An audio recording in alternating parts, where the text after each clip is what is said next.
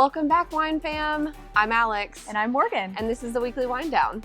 Let's get this day started. Yes.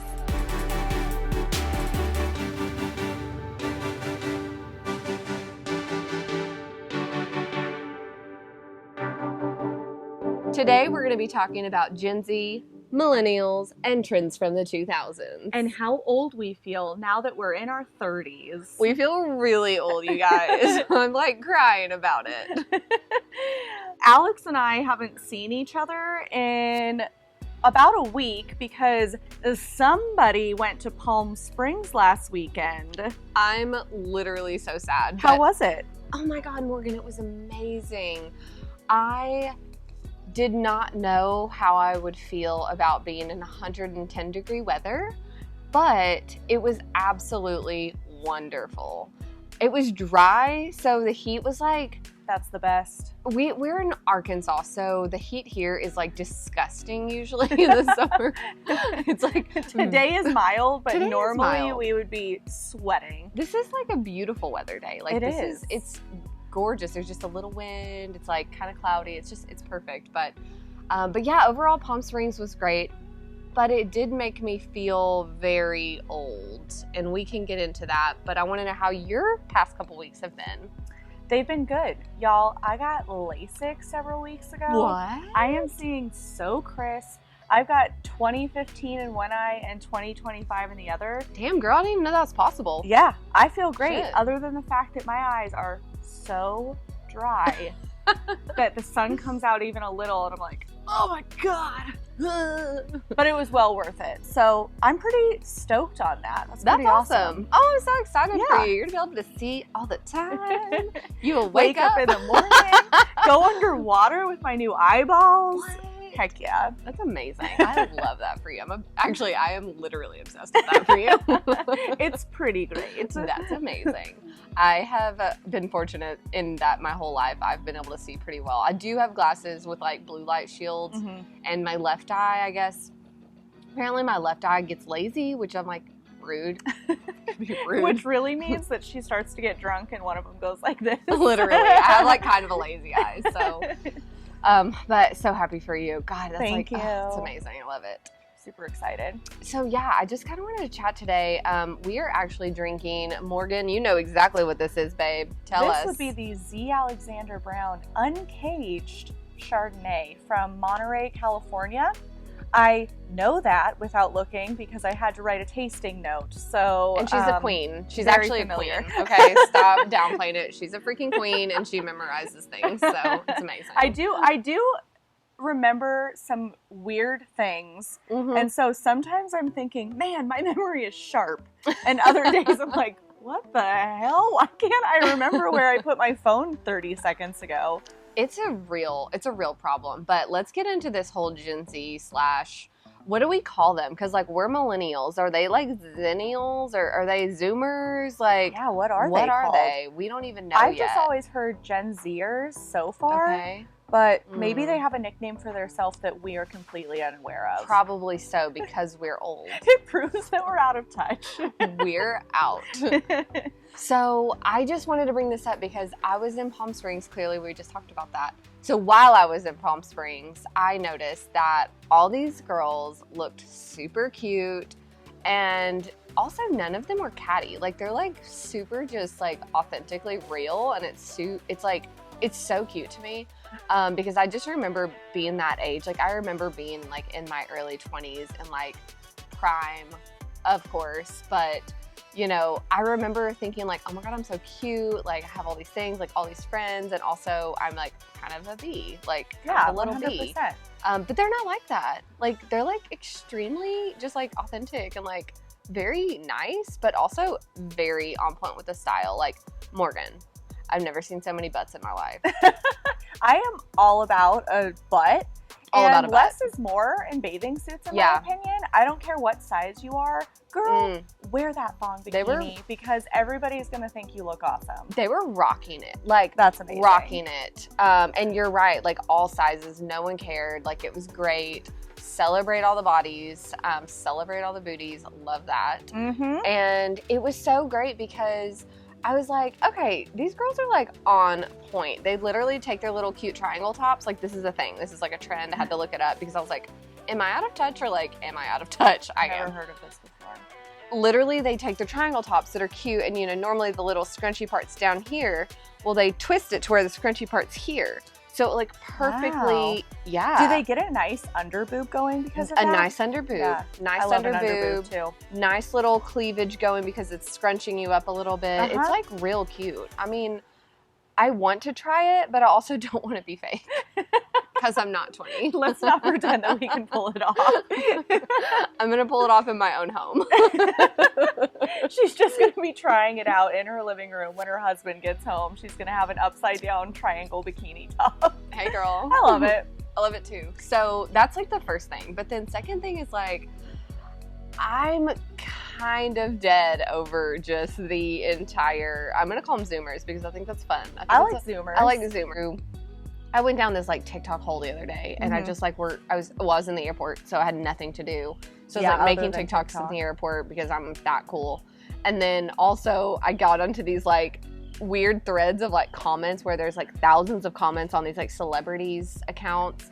And I was noticing that like, I don't know that Gen Z knows what like nuance is yet because they're very literal. They're extremely literal to the point where I'm like, I kind of wonder what's going to happen like 10 years from now. Like, what types of jobs are they going to have? Like, is there going to be comedy anymore? Like, I don't know. Because that's what I thought too. I'm like, where is the dark, cynical sarcasm? No, there's none. In Zoomers. No, there's none. Yeah. They don't get it. They're so literal to the point where it's like, I don't know. I saw one comment and this guy made a joke. I mean, he was clearly joking. Like, he was clearly joking. And I don't even remember the entire context, but basically he said something to the effect of like, oh, that's my best friend. And then everyone was like, you don't even know her. She's not really your best friend. Like, I've never even seen you before. And it was like, oh my God, why are you attacking? It was clearly a joke. A joke. It was a literal joke. And so it's a really interesting point of view for me because like, I know, like, I am extremely sarcastic to the point where my little brother a few weeks ago, I was hanging out with them and his fiance was like, oh, that's right, you're the sarcastic one. Tony warned me. I was warned? Like it's a bad thing. I was like, people. Excuse me? And I have gotten in trouble a lot by my mom and like my family for like being too sarcastic. I don't know how to not be sarcastic. And I think that some people are just too sensitive. Zoomers. I'm just going to call it out. Call it like I see it. They're like on the edge. They're like the age, you know, their age is like right on the edge of like being I think they're still technically millennials, but I think they're on the cusp of being a zillennial. We're going to call it a zillennial when they're close. When they're right on the cusp. That's like Evan. Evan's like a zillennial because he's like just young enough. A zillennial. A zillennial. I'm making up all the words today. These might already exist, actually. I really don't know. Zoomers and zillennials. Zoomers and zillennials. So, yeah, I just want to know, like, Morgan, take me back to a time. Take me back to the early 2000s. Oh, I can. Where do I even begin? Because we could talk about this nonstop. Forever. For the rest of our lives. We could have a series. We were just talking the other day, and I mentioned that when I was younger, I used to exaggerate stories. And so I would make shit up. Literally same. I totally, I believed in myself, too.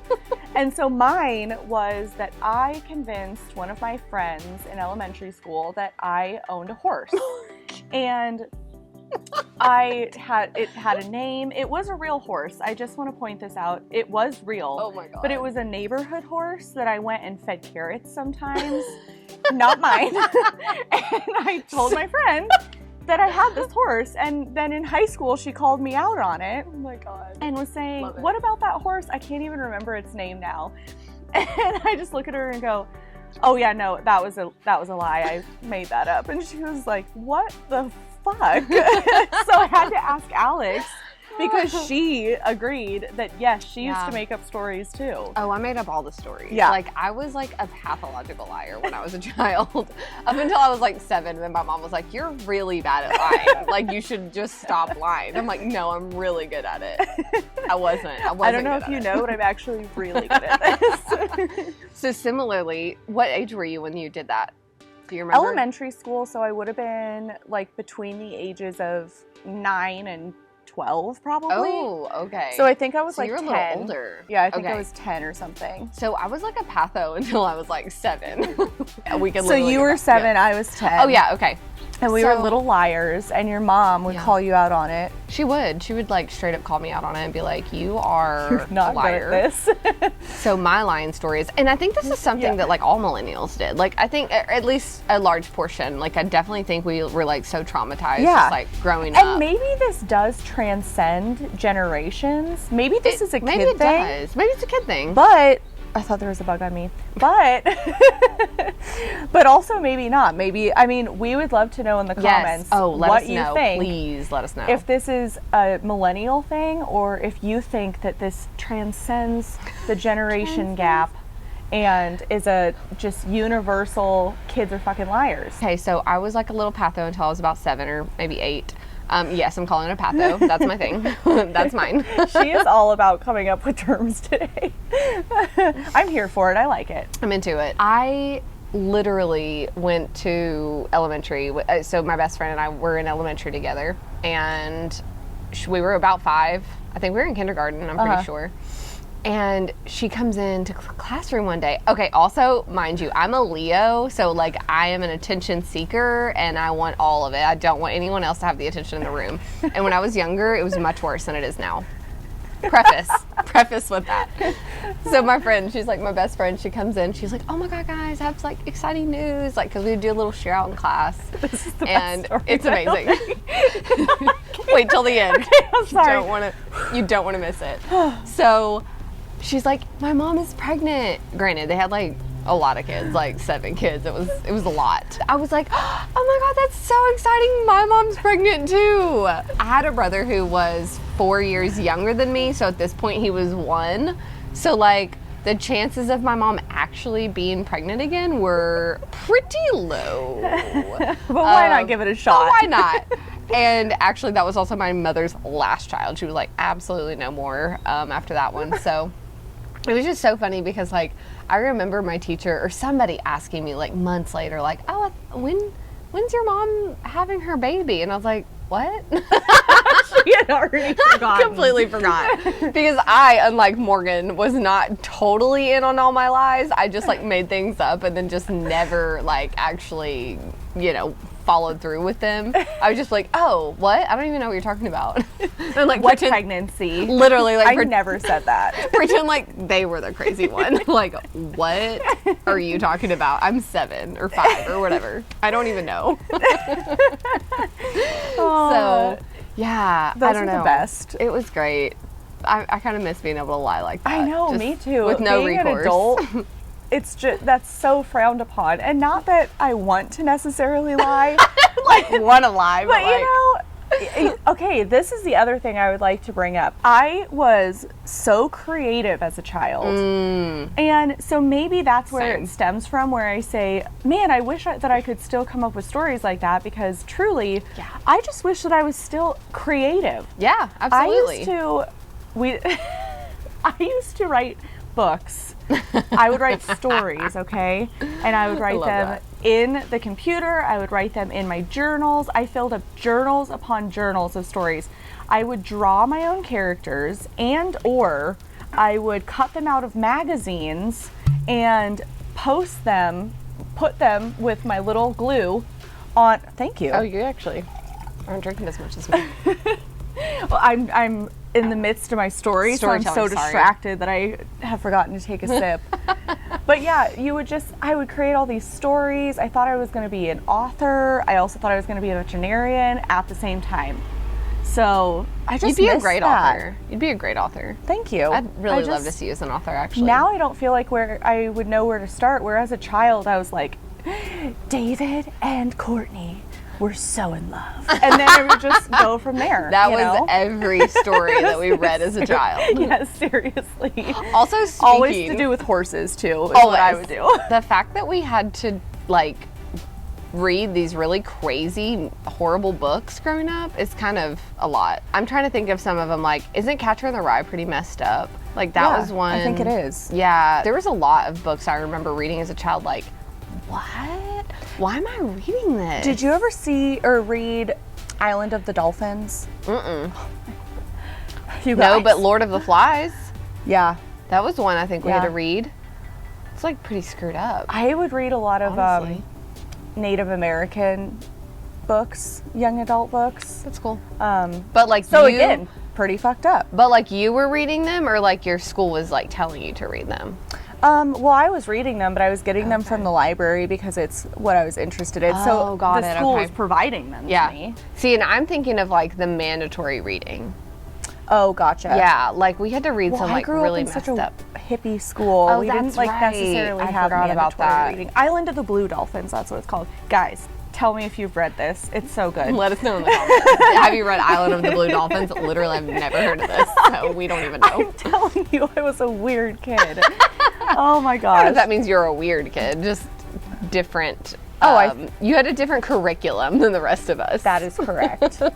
That is correct. I went to a hippie school. It was a public school, but it was a hippie school. So sometimes Alex says things and I'm like, what? Because it was like K through 12 with probably 500 students total. Oh, wow. If that gives you an idea. Yeah, I had like 500 students like in my middle school. Oh, wow. That's insane. And that was one grade. Like 2 grades maybe. I wouldn't even know. I would make no friends because it would be so overwhelming that I would just be sitting there like, I don't know what to do. Oh, that will be on our next episode, anxiety. That's a great one. We both have it, don't we all? Yes. Yes. Anxiety and trauma, so don't forget to tune in next time. I'm having so much fun talking about all this with you, Morgan. I think we should just make a part 2 and post it next week. So definitely come back and watch next week. Just to recap, today we were talking about Gen Z, Zoomers, Zennials, Millennials, the whatever, the trauma, the childhood, all of it, all the things, and also that we were both, what did you call it? Pathological liars. So we were little pathos when we were kids. Let us know in the comments if you were one too. I personally think it's a generational thing, but I could also be wrong because, like, if you think about it, Morgan, like these freaking Zoomers, that's what I'm sticking with.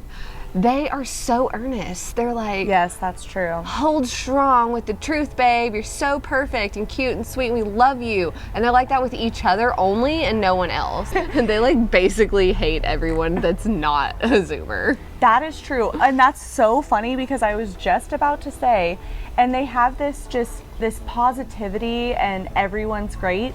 Except for anyone who's not in their generation. Exactly. So here we're coming for you. We're not continuing with the trauma of being a millennial. We love you. We love you, Zoomers. Please love us back. Yeah, we really do. I would do a heart, but I can't because I'm holding wine, and that's important. Together. Oh, guys, we love you. Check us out next week and make sure to comment, like, and subscribe to our channel. It really helps us, you guys. Like, for real, we want to bring more content. Make sure to follow us on Instagram at weeklywind because we post a lot of content that you don't see in between each of our episodes. And it's fun. And we do TikToks and Reels and all the fun things. Not that we're good at it. We'd like to think that we are, but we understand that Zennials, they're better. Zoomers, it's fine, are better than we are at it. We can accept that and move on. We can move on with our lives. We're so self-aware, you guys. Super self-aware. We love you. Thanks for being part of our fam. Bye.